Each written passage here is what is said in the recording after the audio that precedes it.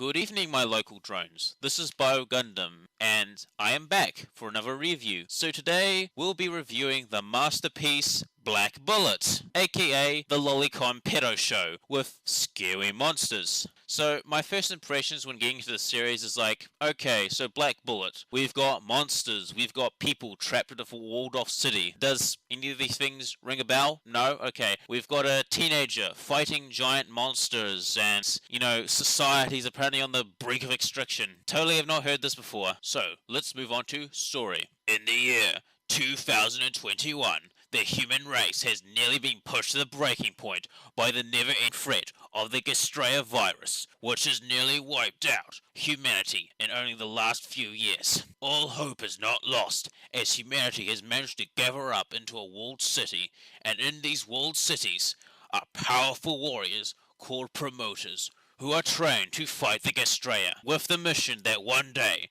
they'll free humanity from the ever-present extinction at the hands of the Gastraea virus. These promoters are not alone in their fight, as the promoters have a secret weapon known as the Initiators, who are also known as the Cursed Children, who have been turned into the ultimate killing machines by the virus, which all happen to be little girls, and their final hope for humanity. So we join our main character, Rentaro, and his lolly partner, Enju, as they battle against the Gastraea hordes to defend the city and their way of life. So Black Bullet, premise of Black Bullet just seems to me they copied and pasted elements from other shows. Attack on Titan, Blue Gender.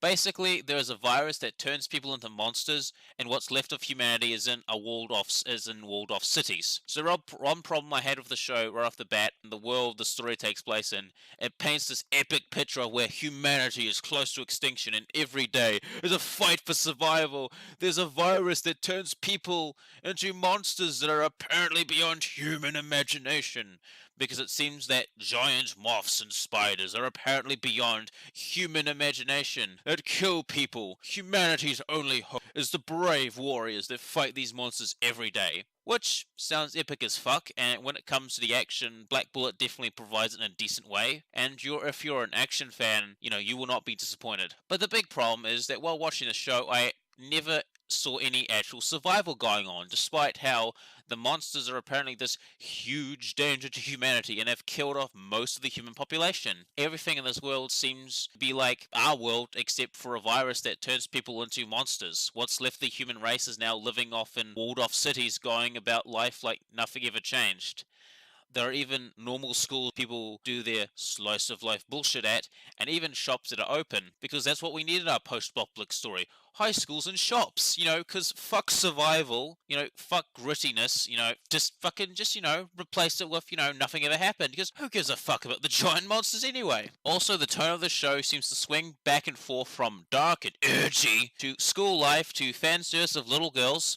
And yes, you did hear that right, fan service of little girls, trying to get on the main character's D. And also one scene where a super lolly is sprayed with sticky white stuff, which is most likely very deep foreshadowing and symbolism, which my IQ is not high enough to understand the significance of it. I'm pretty sure there are other people in the AniTube community that can help explain it to me, because one thing I did find funny about the show is the show's attempt to be mature and taken seriously with the whole concept of super lolly discrimination, despite the reason for the super lolly discrimination being very forced and seems like it's only used for shock factor. It is also used to make the protagonist look like a hero who treats his super lollies with love and respect, while the rest of society tries to kill them at every chance they get. Even though they are the only reason why the civilian population in this particular walled-off city are still alive and can enjoy this peaceful life, is because of the super lollies and their partners that risk their life fighting the Gastraea to keep the rest of humanity safe. So wait, so what you're telling me is that these people are pretty much throwing away their only hope of survival. They must be very dumb to do that. I would assume that these people were actually trying to survive. You would think that they would try and figure out exactly what would help them survive. It is like if an army person were to throw away his gun in the middle of a firefight. But of course we cannot have good writing. Rather, we must make sure that these little girls are victims and suffering. Which is obviously some deep themes right there, right off the bat. I mean, so deep! little girls suffering, such a deep theme. Oh, it's not like you're a sadist or anything, watching these little girls suffer. Even though it is quite said by quite a few characters that those lollies are the only hope that humanity has, yet people still try to kill them without any remorse because of the reason of my family was killed by the Gastrea. Like, what the fuck?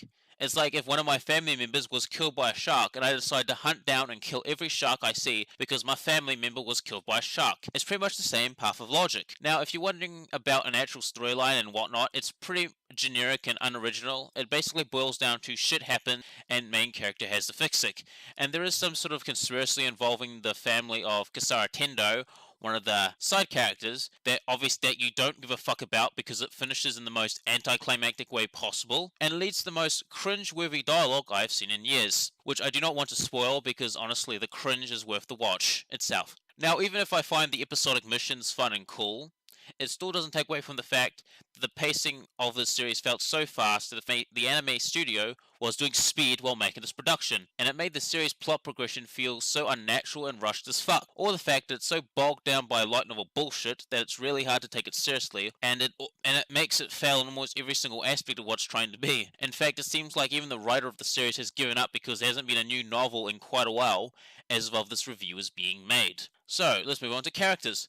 The main character, Rentaro, is pretty much a passive, bland main character that has nothing interesting about him, even though he is an orphan and a cyborg weapon made to combat the Gastrea, which is why he is the kind and sincere person that he is because of what he's been through. But they don't tap into the potential in which his backstory or personality could have, because he just comes off as a generic light novel protagonist whose only defining trait is that he treats his super lollies with kindness and respect and sees them as people instead of weapons or tools that can be thrown away when the situation calls for it, like most humans view them. Like, it would have been cool to see like a more battle-hardened teenager, similar to Gintoki from Gintama in that regard, who kind of has a dual nature. Like, in normal peacetime, he seems like a pretty normal dude, and then in battle, it's like he's a completely different person. That would have been way better than what we got, which was the basic nice guy who kind of has a rough past, which may or not go anywhere, because aka this anime is unfinished anime adaptation, and the light novel doesn't seem to be going anywhere. Now, I feel his partner Enju has a bit more character depth to it, even though she's used as fan service because of her quote-unquote feelings for Rentaro.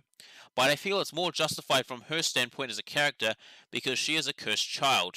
She has had a very rough upbringing, and for the first time in her life, she has a person that cares about her and treats her like a person, instead of some sort of monster like most people would treat the cursed children. So it makes sense in that context why she's so attached to him and why she says, oh, she loves Rentaro and wants to marry him. But I still can't help that I feel like it's still being used for pedo beer bait for mouth breathers. The side characters are very bland and nothing really that interesting about them. They are pretty much cardboard cutouts of light novel stereotypes, which aren't even that good anyway on their own unless you do something with them. Like, some of them do have personality to a point, but because of the episode count and also because quite a few of them die, we don't really get to know them, and they become forgettable. Like, for example, the Joker dude, Kisame Hiroko, who I think is pretty cool on his own, but besides that, there isn't really much else, and most of these characters feel very forgettable. It's like, I would like to know some of these characters, because on their own, some of these characters do seem kind of cool, even if they are sort of cardboard cutouts, but we don't get to know them, so,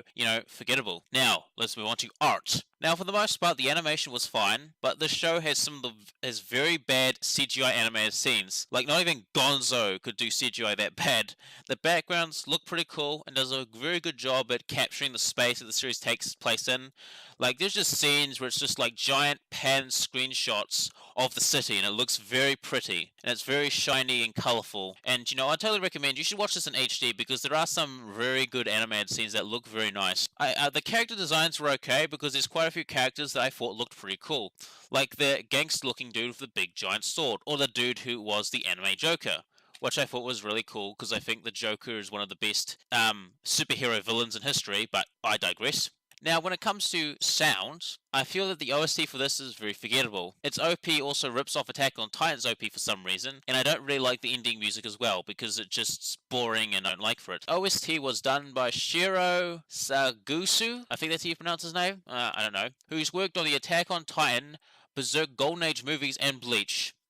Which honestly makes me sad, because this OST didn't leave much of an impression on me, unlike some of those other series did. Like, for example, Bleach, one of the Bleach OST is Your Number One, or Berserk, one of the OST soundtracks from Berserk, My Brother, which is very great.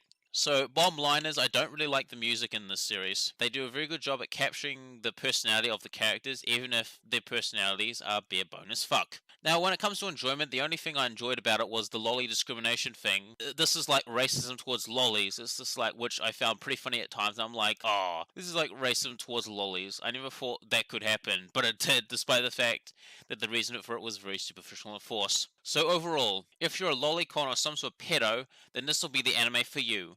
However, if you're looking for a good post-apocalyptic show, then you won't find it here. You're better off playing a game from the Fallout series or watching Blue Gender, or, if you really have to, Attack on Titan. This is Bio Gundam, signing off, and also, in case you didn't get the message, Merry Christmas, my drones, and I hope you kill yourself